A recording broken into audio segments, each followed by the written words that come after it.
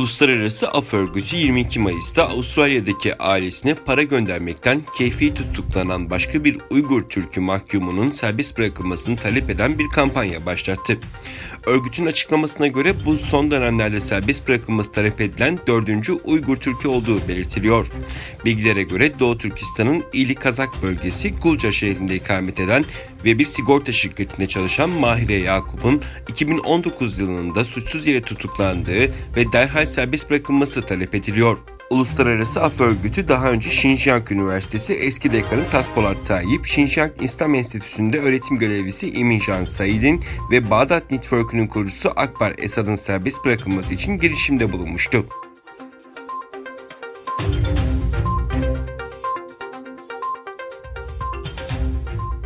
Amerikan Uygur Akademisi'nin kuruluşundan 2 yıl sonra Amerikan Uygur Akademisi'nin tüzüğüne göre akademinin üyeleri ikinci başkanlığını seçmek için bir video konferans düzenledi.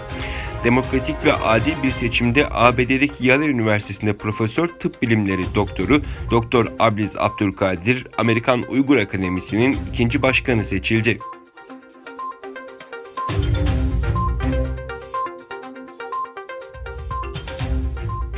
Covid-19 salgınına ilişkin Pekin yönetimiyle beraber hareket ettiği iddia edilen Dünya Sağlık Örgütü hakkında yeni bir detay ortaya çıktı. Çin Halk Cumhuriyeti Başkanı Jinping'in eşi Peng Liyuan'ın Dünya Sağlık Örgütü'nde 2011'den bu yana iyi niyet elçisi olarak görev yaptığı ortaya çıktı.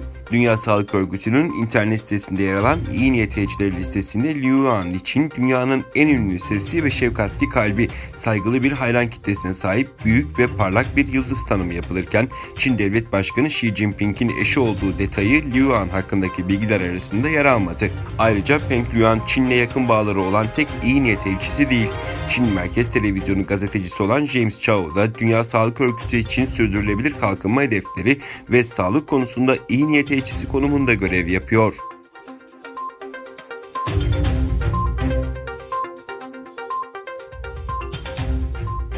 Çin'in Hong Kong özel idari bölgesinde Pekin yönetiminin hükümet karşıtı gruplarla mücadeleyi güçlendirmek için yeni güvenlik yasası çıkarma girişimine karşı protesto düzenlendi.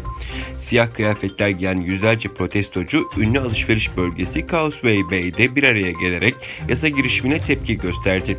Protestocular Hong Kong'la birlikte durun ve Hong Kong'u kurtarın şeklinde hükümet karşıtı sloganlar attı. Bölgede yürümek isteyen yüzlerce kişiye polis göz yaşartıcı gazla müdahale etti.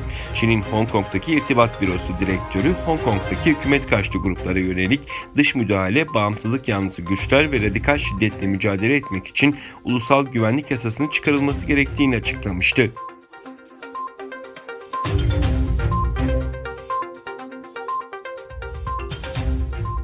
Almanya'da hükümetin oluşturduğu Ekonomik İstikrar Fonu'nun Covid-19 salgını nedeniyle zor durumda kalan Alman havayolu firması Lufthansa için 9 milyar avroluk bir kurtarma paketini onayladığı bildirildi.